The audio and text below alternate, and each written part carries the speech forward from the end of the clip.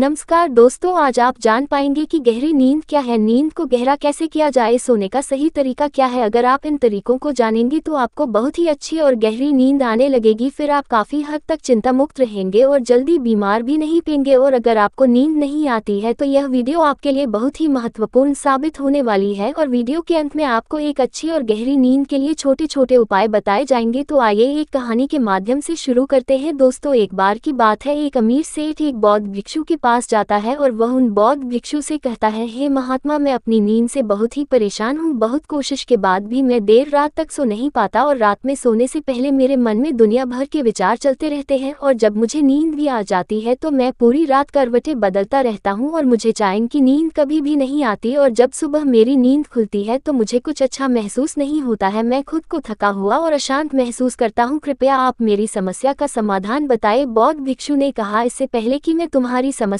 का समाधान बताऊं, तुम्हें गौतम बुद्ध की गहरी नींद के रहस्य के बारे में जानना होगा। फिर सेठ ने कहा, हे महात्मा, जैसी आपकी इच्छा। बुद्ध ने कहा, जब तथागत गौतम बुद्ध सोते थे तो वह पूरी रात एक ही अवस्था में रहा करते थे। वह कभी भी करवट नहीं बदलते थे। वह जिस अवस्था में रात्रि को सोते समय रहते थे, ठीक उसी अवस्था में वे सुबह सोकर उठते थे। गौतम बुद्ध का एक प्रिय शिष्य था जिसका नाम आनंद था। वह भी गौतम बुद्ध के पास ही सोता था। वह सोते जागते हर पल गौतम बुद्ध को देखभाल करता और उनकी सेवा भी खूब किया करता था। आनंद को ये बात बहुत परेशान करती थी कि आखिर गौतम बुद्ध पूरी रात कैसे एक ही अवस्था में गुजार देते हैं। पूरी रात वह करवट भी नहीं बदलते हैं, जबकि हम सब तो कई बार रात में करवट भी बदलते रहते हैं। जब कभी रात में आनंद की आंखें खुलती तो हमेशा गौतम बुद्ध को एक ही अवस्था में सोते पाता था। ये बात उसे बहुत परेशान कर रही थी। लेकिन एक दिन आनंद अपनी जिज्ञासा को रोक नहीं पाया और गौतम बुद्ध के पास रात को ही जाकर उन्हें मध्य रात में नींद से जगा दिया और कहा, तथागत, मुझे क्षमा करें। मैं जानता हूँ कि आपसे प्रश्न पूछने का ये सही समय नहीं है, क्योंकि आप पूरे दिन ज्ञान देते हैं, लोगों की समस्याओं का समाधान करते रहते हैं। लेकिन मेरे अंदर की जिज्ञासा इतनी बढ़ चुकी है कि मैं सुबह तक का इंतजार नहीं कर सकता। इसलिए आप मेरे प्रश्न का उत्तर देकर मेरी जिज्ञासा को शांत करें। आनंद ने आगे कहा, मैं पिछले 20 वर्षों से आपके साथ रह रहा हूँ और देख रहा हूँ कि आप पूरी रात केवल एक ही अवस्था में सोते हैं। सुबह भी आप उसी अवस्था में सोकर उठते हैं जिस अवस्था में रात को आप सोए थे। इसका क्या मतलब मैं समझूं? या तो आप गहरी नींद में सोते हैं या फिर आप कभी सोते ही नहीं है। गौतम बुद्ध आनंद की तरफ देखकर मुस्कुराते हैं और कहते हैं, मैंने अपने लिए सोने की सबसे अच्छी अवस्था को खोज लिया है। अब सोते समय मुझे हिलने डुलने की आवश्यकता नहीं पड़ती है। मैं नींद की अवस्था में भी जागृत रहता हूँ जबकि मेरा शरीर सो जाता। प्रश्न यह नहीं है नींद की अवस्था में भी शरीर हिलता है कि नहीं, शरीर क्यों एक स्थिर अवस्था में रह नहीं पाता? इसका असली कारण है मन। यह मन ही है जो कि शांत और स्थिर नहीं रह पाता और यही कारण है कि नींद की अवस्था में भी हम अपने शरीर को हिलाते रहते हैं। लेकिन मैं इन सब चीजों से परे आ चुका हूँ। अब मेरे अंदर मन जैसा कुछ बचा ही नहीं है। जब मैं सोने जाता हूँ तो मेरा शरीर बस एक मृत शरीर की भांति हो जाता है। मन में जैसे कुछ भी बचता नहीं है, मेरे अंदर कुछ भी विचार नहीं चलते रहते हैं। गौतम बुद्ध कहते हैं, आनंद, क्या तुमने कभी मृत शरीर को अपनी अवस्था बदलते हुए देखा है? ये तो केवल हमारा मन ही है, क्योंकि हमारी गहरी नींद की अवस्था में भी यह सब काम करवाता रहता है। एक बार मन स्थिर हो जाए, मन हमारा शांत हो जाए, तब तुम्हारा शरीर एक गहरी नींद की अवस्था में चला जाएगा। कहानी खत्म करने के बाद बौद्ध भिक्षु ने उस सेठ से कहा, एक जागृत इंसान नहीं केवल अपने शरीर को पूरी जागरूकता के साथ देखेगा, बल्कि वह अपने मन को भी जागरूकता के साथ देखता रहता है। एक जागृत सामान्य आदमी की तरह नहीं होती। जब एक सामान्य आदमी सोता है तो वह अचेतन हो जाता है, लेकिन जब एक बुद्ध व्यक्ति सोता है तो वह जागरूकता के साथ सोता है। जैसे सुबह आंखें खुली होती है वैसे ही व्यक्ति की नींद में भी होती है। इसलिए ऐसा कहा जाता है कि वह व्यक्ति कभी सोते ही नहीं है। जब इंसान सोने जाता है तो उसे नहीं पता चलता कि वह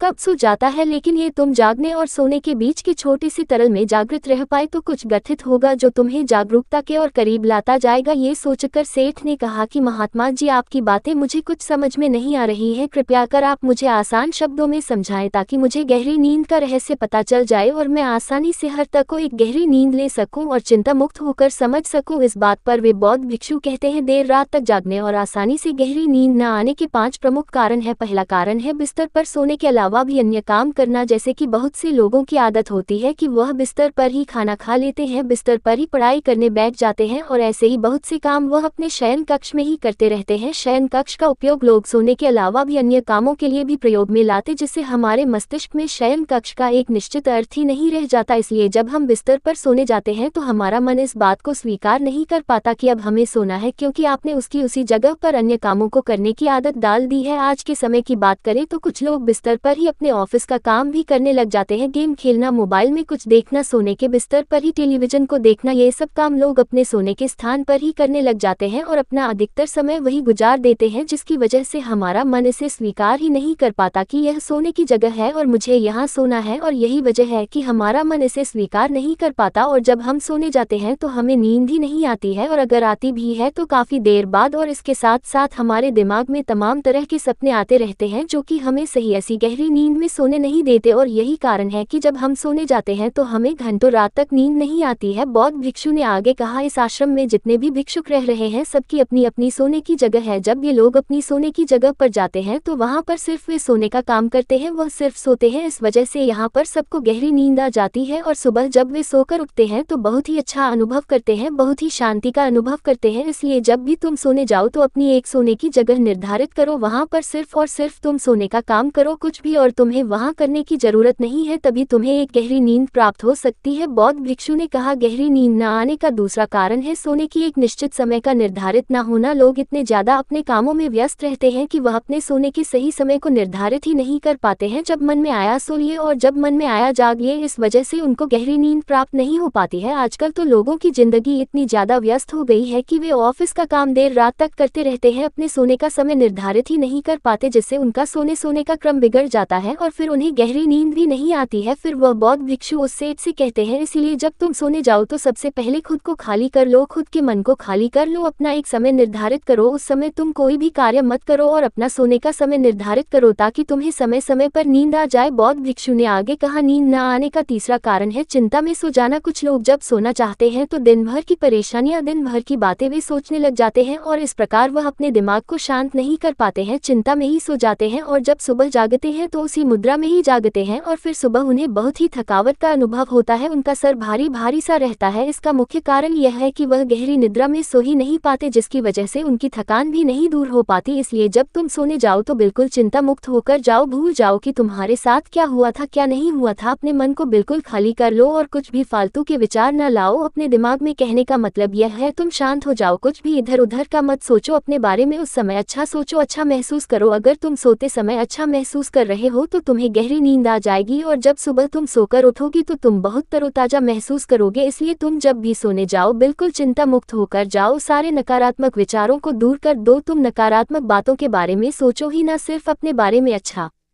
सोचो, अपने परिवार के बारे में अच्छा सोचो। अगर तुम ऐसा कर पाते हो तो तुम्हें एक गहरी नींद आ जाएगी। बौद्ध भिक्षु उस सेठ से आगे कहते हैं कि गहरी नींद न आने का तीसरा कारण है भारी भोजन कर लेना। कुछ लोग रात को बहुत सारा खाना खा लेते हैं जिसकी वजह से उन्हें अच्छी नींद नहीं आती। लोग समझते हैं कि शाम को भारी खाना खाना चाहिए, पर बिल्कुल ऐसा नहीं है। शाम के खाने को तुम हल्का करो ताकि खाना पचने में कोई दिक्कत ना हो। बौद्ध भिक्षु ने आगे कहा, अगर तुम शाम को हल्का भोजन लेते हो तो उसका पाचन बहुत ही अच्छे तरीके से होगा और तुम्हें अच्छी नींद की प्राप्ति होगी। भारी खाना खाने से पाचन अच्छा नहीं हो पाता है, जिसकी वजह से तुम रात को करवट बदलते रहते हो, पेट में गैस बनती रहती है जो तुम्हें रात को सही से सोने नहीं देगी। इसलिए जब भी तुम सोने जाओ रात के खाने को हल्का करो ताकि तुम्हें अच्छी नींद की प्राप्ति हो जाए। बौद्ध भिक्षु सेठ से कहते हैं कि नींद न आने का चौथा कारण है बहुत ज्यादा नकारात्मक बातें विचार करना। दोस्तों, जिंदगी मिली है तो दुखों का आना तो तय है। बौद्ध भिक्षु सेठ से कहते हैं, आज दुख तुम्हारी जिंदगी में है तो कल किसी और की जिंदगी में होगा। ये सुख और दुख तो जिंदगी में आते जाते रहते हैं, इससे तुम्हें लड़ना है और उसे हराना भी है। इसलिए दुख और सुख को तुम स्वीकार करो और नकारात्मक विचारों से दूर रहो। नकारात्मक विचारों के साथ साथ नकारात्मक लोगों से भी दूर रहो, क्योंकि नकारात्मक लोग तुम्हें कभी शांति से नहीं रहने देंगे, वह तुम्हें हमेशा परेशान करते रहेंगे। इसलिए ज्यादा बेहतर होगा कि तुम उन लोगों से दूर रहो। दिखावे के लिए खुद को मत बदलो। अक्सर लोग दिखावे के लिए ही पूरे दिन परेशान रहते हैं। दिखावे से कुछ नहीं होने वाला है, वह सिर्फ और सिर्फ आपको अशांति ही देगा। इसलिए जो है आपके पास उसी में खुश रहो और इस प्रकृति को धन्यवाद दो कि जो भी तुम्हारे पास है वह काफी है और उसी में आनंद प्राप्त करने की कोशिश करो, वरना ये छोटी सी जिंदगी है, इन्हीं सब में कब बीत जाएगी ये तुम्हें पता भी नहीं चल पाएगा। सुख और शांति की खोज में भटकते भटकते तुम्हारा पूरा जीवन निकल जाएगा। इसलिए जो कुछ भी है तुम उसी में खुश रहने की कोशिश करो, उसी में आनंद प्राप्त करने की कोशिश करो। असली सुख और शांति मन को शांत करने में ही है। जितना भी आपके पास है उसी का आनंद उठाओ, तब तुम अपनी जिंदगी को बहुत ही बेहतर तरीके से जी सकोगे और तुम्हारा मन शांति शांति की खोज में कहीं भटके नहीं। अगर तुम्हारे पास बहुत पैसा भी है तब भी तुम्हें चैन की नींद नहीं मिल पाएगी जब तक कि तुम्हारे पास जितना है उसमें तुम सुख का अनुभव नहीं कर पाते हो। इसलिए पैसा कमाना भी जरूरी है ताकि तुम्हारी जरूरत की चीजें पूरी हो सके, लेकिन अगर तुम जरूरत से ज्यादा पाने की कोशिश करोगे तो इस कोशिश में पूरी जिंदगी निकल जाएगी लेकिन कभी भी तुम्हें शांति नहीं मिल पाएगी। नींद न आने का पांचवा कारण है चारों तरफ का अशांत माहौल। बुद्ध ने तो सेठ से कहा जहां पर तुम सोने जाते हो चारों तरफ का माहौल शांत रखो। इसके लिए तुम अपने कमरे में एक दीपक जला सकते हो। दीपक के जलने से तुम्हें एक शांत माहौल मिलेगा। दोस्तों, आज के समय भी जब आप सोने जाए तो लाइट आप बंद कर दे, लेकिन घर के एक छोटे से कोने में एक दीपक जलते हुए रहने दे। उससे पूरे कमरे का एक अच्छा वातावरण बना रहेगा। जब भी आप सोने जाए तो टेप, रेडियो, टेलीविजन ये सब की आवाज बंद कर दे ताकि सोने में कोई असुविधा ना हो। बौद्ध भिक्षु उस सेठ को ये सारी बातें बताकर शांत हो गए। सेठ को भी बौद्ध भिक्षु से जो कुछ खास सीखने को मिला था, आज तक उसने कहीं भी यह सब नहीं सीखा था। आज तक उसने कभी भी ऐसे सुख का अनुभव नहीं किया था। उसे बहुत ही शांति की अनुभूति भी हो रही थी। वह उन बौद्ध महात्मा को दंडवत प्रणाम करता है और वहां से चला जाता है और घर आकर वह अपने घर वालों को भी यह सारी बातें बताता है। वह उन बौद्ध भिक्षु के द्वारा बताई गई बातों का पालन करने लग जाता है जिससे उसे गहरी नींद की प्राप्ति होती है। अब वह प्रतिदिन पहले से बहुत ज्यादा सुख और शांति का अनुभव कर रहा था और उसे गहरी नींद भी आने लगी थी। तो दोस्तों, उम्मीद है इस वीडियो से आपको काफी कुछ सीखने को मिला होगा और अगर कुछ सीखने को मिला हो तो हमारे इस वीडियो को लाइक, शेयर और बुद्ध मोटिवेशनल चैनल को सब्सक्राइब जरूर कर लीजिएगा और साथ ही